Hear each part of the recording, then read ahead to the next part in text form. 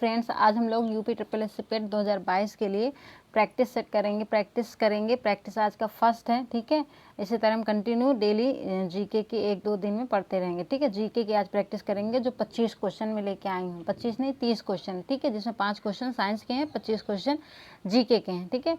तो उन सबको मैं आज केवल सॉल्व कराऊंगी, प्रैक्टिस कराऊंगी, ज़्यादा एक्सप्लेन नहीं करूंगी, ताकि मैं कम समय में ज़्यादा क्वेश्चन आपको प्रैक्टिस करा सकूं, ठीक है। चलिए, आप चैनल पर नए हैं तो सब्सक्राइब करके बेल आइकन प्रेस कर लीजिए और चैनल को लाइक शेयर कर दीजिए। अभी नहीं करेंगे तो बाद में कर दीजिए, लेकिन करके जाइएगा, ठीक है। शर्मा क्लासेस में आप सभी का फिर से मैं स्वागत करती हूँ।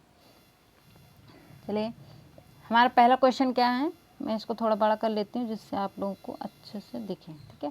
पहला क्वेश्चन क्या है, अतरंजी खेड़ा पुरातात्विक स्थल कहाँ स्थित है? हिमाचल प्रदेश में, उत्तर प्रदेश में, महाराष्ट्र में, उत्तराखंड में। तो अतरंजी खेड़ा जो पुरातात्विक स्थल है वो उत्तर प्रदेश में स्थित है। तो ऑप्शन नंबर बी क्या हो जाएगा हमारा, सही हो जाएगा। दूसरा क्वेश्चन क्या है, राज्याभिषेक समारोह का विवरण निम्नलिखित में से किसमें किया गया है?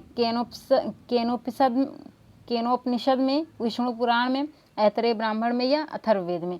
तो ये दिया गया है, राज्याभिषेक समारोह का जो विवरण है वो दिया गया ऐतरेय ब्राह्मण में, ठीक है। ऑप्शन नंबर सी क्या हो जाएगा हमारा, सही हो जाएगा।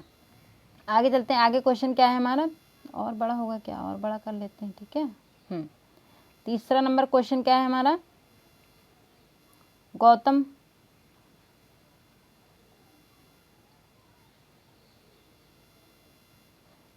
बुद्ध ने अपना पहला उपदेश कहाँ दिया था? बोध गया में, लुम्बिनी में, सारनाथ में या कुशीनगर में? तो गौतम बुद्ध ने अपना पहला उपदेश कहाँ दिया था? सारनाथ में। तो ऑप्शन नंबर सी क्या हो जाएगा हमारा, सही हो जाएगा। लाहौर में बादशाही मस्जिद का निर्माण किसने करवाया था? शाहजहां ने, औरंगजेब ने, अकबर ने या हुमायूं ने? तो किसने करवाया था? लाहौर में बादशाही मस्जिद किसने बनवाई थी? वो बनवाया था औरंगजेब ने। ऑप्शन नंबर बी क्या हो जाएगा हमारा, सही हो जाएगा। अगर यहीं पे पूछा जाए कि लाहौर में किस मुगल शासक का मकबरा बना हुआ है, तो वो बना हुआ है जहांगीर का, ठीक है। अगला क्या है हमारे पास, 5वां नंबर क्वेश्चन है, 1857 के विद्रोह के दौरान मुगल सम्राट कौन था? अकबर द्वितीय था, बहादुर शाह द्वितीय था, बहादुर शाह प्रथम था या आलम शाह द्वितीय था, शाह आलम द्वितीय था? तो उस समय जब 1857 का विद्रोह हुआ था तो दिल्ली में कौन था मुगल सम्राट? वो था बहादुर शाह द्वितीय, ठीक है। बहादुर शाह द्वितीय, इसको बहादुर शाह जफर द्वितीय भी कहते हैं, ठीक है। तो option number B is the right answer.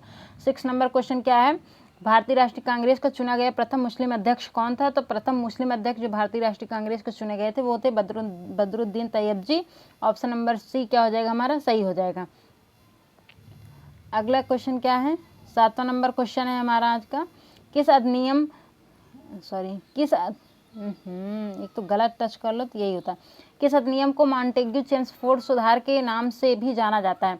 भारतीय स्वतंत्रता अधिनियम 1947, भारतीय शासन अधिनियम 1919, Pitt's India act 1784, charter act 1813। तो भारतीय शासन अधिनियम 1919 को मॉन्टेग्यू चेम्सफोर्ड सुधार के नाम से भी जाना जाता है। ऑप्शन नंबर बी क्या हो जाएगा हमारा, सही हो जाएगा। आगे दिया है, निम्नलिखित ऐतिहासिक घटनाओं में को उनके कालक्रमानुसार व्यवस्थित करें। तो क्या होगा, चंपारण, मतलब ये 3 घटनाएं दी गई हैं, ठीक है, ऐतिहासिक। इनको ना उनके कालक्रम के अनुसार में व्यवस्थित करना है कि सबसे पहले कौन सी हुई थी, फिर उसके बाद ऐसे। तो चंपारण है, बंगाल विभाजन है, जलियांवाला बाग हत्याकांड, ठीक है। तो सबसे पहले क्या हुआ था, बंगाल विभाजन हुआ था जो 1905 में हुआ था। चंपारण कब हुआ था, ये 1917 में हुआ था, जो एक किसान आंदोलन के नाम से भी जाना जाता है, ठीक है। तो सबसे पहले 1905 है, 1917 है, फिर उसके बाद जलियांवाला बाग हत्याकांड है। जब ये कब हुआ था, 13 अप्रैल 1919 को हुआ था, ठीक है। तो सबसे पहले कौन हुआ था, बंगाल विभाजन। तो 2 फर्स्ट और 3, मतलब ऑप्शन नंबर सी क्या हो जाएगा हमारा, सही हो जाएगा, ठीक है। अगला क्वेश्चन क्या है हमारा 9 का,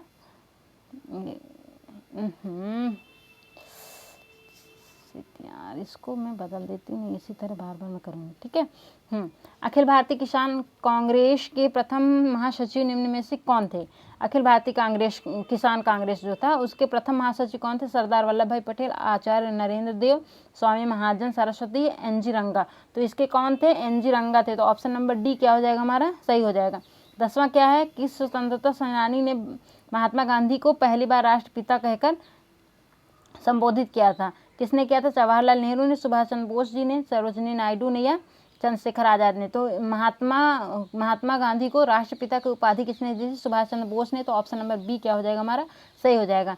अगर हम बात करें सरोजिनी नायडू को थी, अगर बात करें तो भारत की प्रथम महिला राज्यपाल कौन है? सरोजिनी नायडू हैं। इसके बाद है 11 नंबर क्वेश्चन क्या है हमारे पास? किस देश के साथ भारत की सबसे लंबी अंतर्राष्ट्रीय सीमा लगी हुई है? नेपाल के साथ, चीन के साथ, पाकिस्तान के साथ या बांग्लादेश के साथ? तो यहाँ पे जो है वो बांग्लादेश हमारा सही हो जाएगा। बांग्लादेश के साथ सबसे ज़्यादा भारत की स्थलीय अंतर्राष्ट्रीय सीमा बनाई। यहाँ पे स्थलीय नहीं दिया गया है, लेकिन ये स्थलीय अंतर्राष्ट्रीय सीमा, ठीक है। जलीय अंतर्राष्ट्रीय सीमा अलग है, वो अलग देशों के साथ है। स्थलीय में अगर पूछे कि स्थलीय अंतर्राष्ट्रीय सीमा सबसे ज़्यादा किसके साथ है, तो बांग्लादेश के साथ। कितनी है? 4096 किलोमीटर, ठीक है। अगर यहीं पे सबसे कम पूछा जाता तो क्या होता? अफगानिस्तान होता। क्या होता? अफगानिस्तान होता, जो कि 106 किलोमीटर की बॉर्डर साझा करता है, ठीक है, भारत के साथ। अगला क्वेश्चन क्या है हमारे पास? 12, नाथुला दर्रा स्थित है पाकिस्तान में, नेपाल में, भूटान में या भारत में? तो नाथुला दर्रा कहाँ स्थित है? किस राज्य में? सिक्किम में है, ठीक है। नाथुला दर्रा कहाँ स्थित है? सिक्किम में है। सिक्किम कहाँ है? भारत में। तो ऑप्शन नंबर डी क्या हो जाएगा हमारा? सही हो जाएगा। 13 क्या है? राष्ट्रीय उद्यानों एवं उनके स्थानों के संदर्भ में निम्नलिखित में से कौन सा युग्म सही है? गिर राष्ट्रीय उद्यान कहाँ? कह रहा है कि इनमें से युग्म मिलाइए कि जो राष्ट्रीय उद्यान दिए गए हैं और उनके साथ राज्य दिए गए हैं, तो क्या उनसे मैच कर रहे हैं? क्या वो उसी राज्य में स्थित है? जैसे गिर राष्ट्रीय उद्यान, गिर कहाँ? राजस्थान में नहीं, राजस्थान में नहीं, ये गुजरात में है, ठीक है। रणथंभौर कहाँ है? राजस्थान में, महाराष्ट्र में दिया, तो ये भी गलत हो गया। केबुल लामजाओ मणिपुर में है, तो ये सही है, ठीक है। केबुल लामजाओ मणिपुर में। ऑप्शन नंबर सी क्या हो जाएगा हमारा? सही हो जाएगा। अगर साइलेंट वैली की बात करें, साइलेंट वैली कहाँ है? केरल में है, ठीक है। तो 3 सही है। ऑप्शन नंबर सी क्या हमारा सही? केबुल लामजाओ मणिपुर में है, जो कि पूछा जाता है कभी कभी भारत का एकमात्र तैरता हुआ नेशनल पार्क कौन सा है? तो केबुल लामजाओ है, जो मणिपुर में स्थित है, ठीक है। अगला क्वेश्चन क्या है? 14 हमारा क्या है? सूर्य से बढ़ती हुई दूरी के अनुसार ग्रहों को उनके क्रम में दर्शाइए, ठीक है। तो सूर्य से बढ़ते हुए क्रम में क्या है उनका? बुध, शुक्र, पृथ्वी, मंगल, बृहस्पति, शनि, अरुण, वरुण, ठीक है। तो बुध, शुक्र, पृथ्वी, मंगल। तो ऑप्शन नंबर ए क्या हो जाएगा हमारा? सही हो जाएगा। ये आप याद कर सकते हैं, ठीक है। 90 ईस्ट रिज कहाँ स्थित है? प्रशांत महासागर में, अंध महासागर में, हिंद महासागर में या आर्कटिक महासागर में? तो 90 ईस्ट रिज कहाँ स्थित है? ये स्थित है हिंद महासागर में। ऑप्शन नंबर सी क्या हो जाएगा हमारा? सही हो जाएगा। आगे क्या? मिश्रित अर्थव्यवस्था क्या है? मिश्रित अर्थव्यवस्था क्या है? सार्वजनिक क्षेत्र और निजी क्षेत्र का सहअस्तित्व। मतलब सहअस्तित्व का मतलब दोनों मिलकर काम करते हैं, दोनों के योग से ही काम होता है, ठीक है, सहयोग से। सार्वजनिक क्षेत्र या निजी क्षेत्र में प्रतिस्पर्धा नहीं, निजी क्षेत्र पर विशेष बल, उपयुक्त में से कोई नहीं। तो मिश्रित अर्थव्यवस्था का मतलब ये है कि जहाँ पे सार्वजनिक क्षेत्र और निजी क्षेत्र दोनों मिलकर साथ में काम करते हैं, वहाँ पे क्या होता है? मिश्रित अर्थव्यवस्था होती है। तो ऑप्शन नंबर ए क्या हो जाएगा हमारा? सही हो जाएगा। अगर पूछा जाए कि भारत में कैसी अर्थव्यवस्था है, तो मिश्रित अर्थव्यवस्था है, ठीक है। अगला क्वेश्चन क्या है? 17, निम्नलिखित में से कौन वर्तमान में सेबी के अध्यक्ष? सेबी का मतलब है security board exchange of India, security exchange board of India, ठीक है, ये है इसका फुल फॉर्म। तो सेबी के नए अध्यक्ष कौन है जो वर्तमान में बनाए गए हैं? वो कौन है? वो है माधवीपुरी बुच, ठीक है। तो ऑप्शन नंबर डी क्या हो जाएगा हमारा सही? करंट अफेयर्स से क्वेश्चन पूछा गया है। करंट अफेयर्स तो हर एग्जाम में आती है, ठीक है, तो थोड़ा थोड़ा आप पढ़ते रहिए। 18 नंबर क्वेश्चन क्या है? उद्योग किस पंचवर्षीय योजना में विकसित हुआ है? द्वितीय पंचवर्षीय योजना में, चतुर्थ में, पंचम में, षष्ठी में? तो उद्योग की जो पहल शुरू हुई थी वो हुई थी द्वितीय पंचवर्षीय योजना में। तो ऑप्शन नंबर ए क्या हो जाएगा हमारा? सही हो जाएगा। आगे क्या है? 19, हरित क्रांति का जनक किसे कहा जाता है? P.G. पॉल को, डॉक्टर मिशेल को, राजा कृष्णा को या नॉर्मन बोरलॉग को? तो हरित क्रांति का जनक किसे कहा जाता है? नॉर्मन बोरलॉग को, ठीक है, नॉर्मन बोरलॉग को। अगर यहीं पे पूछा जाता है कि भारत लेवल पे भारत में हरित क्रांति का जनक किसे कहा जाता है, तो वो है डॉक्टर MS स्वामीनाथन, ठीक है। कौन है? डॉक्टर MS स्वामीनाथन, क्योंकि भारत में हरित क्रांति की शुरुआत इन्होंने ही की थी। और ये अंतर्राष्ट्रीय लेवल पे अगर पूछे मतलब पूरे विश्व में हरित क्रांति के जनक कौन है, तो नॉर्मन बोरलॉग हैं, लेकिन अगर भारत में स्पेशली पूछा जाए तो स्वामीनाथन है, डॉक्टर MS स्वामीनाथन, ठीक है। अगला क्वेश्चन क्या है? 20, कौन सा बैंक पहले इंपीरियल बैंक ऑफ इंडिया के नाम से जाना जाता था? Reserve bank of India, state bank of India, Punjab national bank और एग्जिम बैंक, ठीक है। तो जो इंपीरियल बैंक ऑफ इंडिया के नाम से जाना जाता वो है SBI, state bank of India, ठीक है। तो ऑप्शन नंबर बी क्या हो जाएगा हमारा? सही हो जाएगा। 21 नंबर क्वेश्चन क्या है, संविधान सभा के पहले अस्थायी अध्यक्ष कौन थे? तो पहले अस्थायी अध्यक्ष थे डॉक्टर सच्चिदानंद सिन्हा। ऑप्शन नंबर डी क्या हो जाएगा हमारा? सही हो जाएगा। अगर पूछे पहले स्थायी अध्यक्ष कौन थे, तो स्थायी अध्यक्ष कौन थे? डॉक्टर राजेंद्र प्रसाद। जो अस्थायी अध्यक्ष बने थे कब बने थे? 11 सॉरी एक सेकेंड एक सेकेंड जो अस्थायी अध्यक्ष चुने गए थे वो चुने गए थे 9 दिसंबर 1946। 9 दिसंबर 1946 को मतलब संविधान सभा की अस्थायी बैठक हुई थी, उसी में सच्चिदानंद सिन्हा को अस्थायी अध्यक्ष बनाया गया। मतलब संविधान सभा की बैठक हुई थी, प्रथम बैठक 9 दिसंबर 1946 को, वहीं पे अस्थायी अध्यक्ष के रूप में सच्चिदानंद सिन्हा जी को चुना गया था। उसके तुरंत बाद 11 दिसंबर 1946 को हुई थी दूसरी बैठक, जिसमें स्थायी रूप से डॉक्टर राजेंद्र प्रसाद को अध्यक्ष बनाया गया था। ठीक है। बी आर अम्बेडकर कौन? प्रारूप समिति के अध्यक्ष हैं। कौन? प्रारूप समिति के अध्यक्ष कौन? बी आर अम्बेडकर हैं। प्रारूप समिति में 7 सदस्य होते थे। ठीक है, 7 सदस्यों का एक गठन था, समूह था। क्या भारतीय संविधान के निम्न में से किस भाग में मौलिक अधिकारों का वर्णन है? भाग 1 में, भाग 3 में, भाग 2 में, भाग 4 में? तो मौलिक अधिकारों का वर्णन है भाग 3 में। ठीक है, भाग 3 में है, तो ऑप्शन नंबर बी क्या हो जाएगा हमारा से? 4 में क्या है? मौलिक कर्तव्य दिए गए हैं। भाग 1 में क्षेत्र दिया गया है और भाग 2 में नागरिकता दी गई है। ठीक है। 23वां क्या क्वेश्चन हमारे पास, भारत के संविधान में निम्नलिखित में से कौन सा अनुच्छेद समान नागरिक संहिता से संबंधित है? तो समान नागरिक संहिता का मतलब ये है कि सभी नागरिकों को समान, मतलब क्या कहते हैं, समान सब कुछ मिलेगा। जैसे जो गवर्नमेंट निकालती योजना है, गवर्नमेंट के रूप से सभी समान अवसर प्राप्त होंगे सभी नागरिक को। ठीक है, तो क्या समान संहिता? ऑप्शन नंबर डी क्या हो जाएगा हमारा?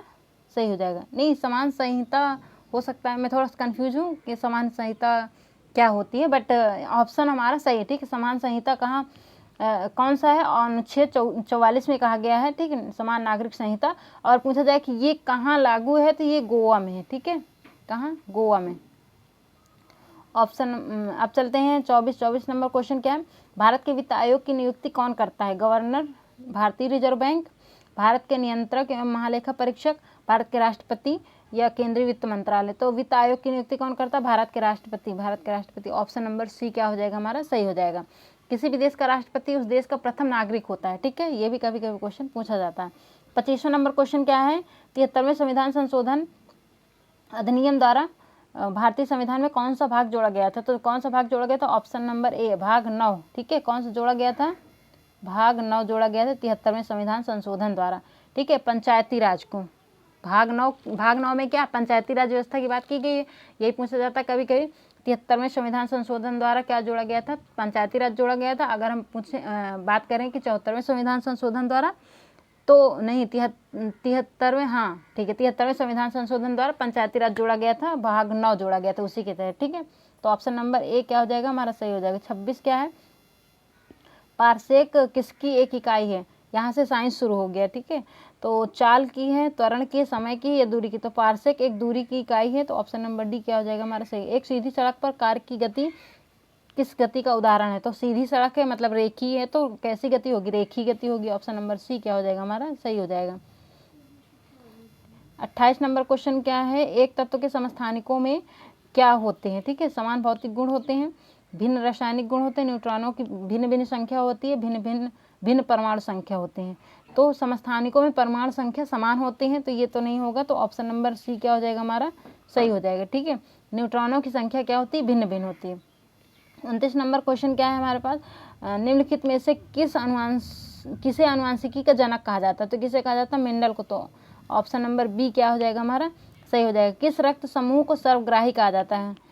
किस रक्त समूह को सर्वग्राही कहा जाता है? ओ पॉजिटिव को, ए को, या ए बी? यहाँ पे ए है। ठीक है, बी में क्या है? ए लिखा हुआ है। O plus A B positive या ओ निगेटिव? तो सर्वग्राही जो रक्त समूह होता है वो ए बी पॉजिटिव होता है। ठीक है, ऑप्शन नंबर सी क्या हो जाएगा? वैसे तो केवल ए बी का लिखा रहता तो ए बी होगा, लेकिन अगर ए बी में पूछा जाए तो ए बी प्लस जो होता है वो होता है सर्वग्राही। इसी तरह जैसे ओ में कहते हैं सर्वदाता है। ठीक है, सर्वदाता तो है, लेकिन अगर बात करें कि ओ में कौन सा, तो ओ निगेटिव जो होता है वो सर्वदाता होता है, वो किसी को भी अपना ब्लड दे सकता है, डोनेट कर सकता है। ठीक है, तो आज की सभी क्वेश्चन समाप्त हो गए हैं। आई होप आप लोगों को क्लास अच्छी लगी होगी। क्लास अच्छी लगी तो प्लीज़ लाइक शेयर सब्सक्राइब कीजिए। फिर मिलते हैं अगली क्लास में इसी तरह नए मतलब अगली प्रैक्टिस में, अगले जीके की प्रैक्टिस अब हम लोग करते रहेंगे। और मैं कोशिश करूँगी कि मैं हिंदी और जो मुझसे हो सकता है हिंदी, रीजनिंग और मैथ के क्वेश्चन भी मैं लेके आऊँ। ठीक है, चलिए फिर बाय बाय।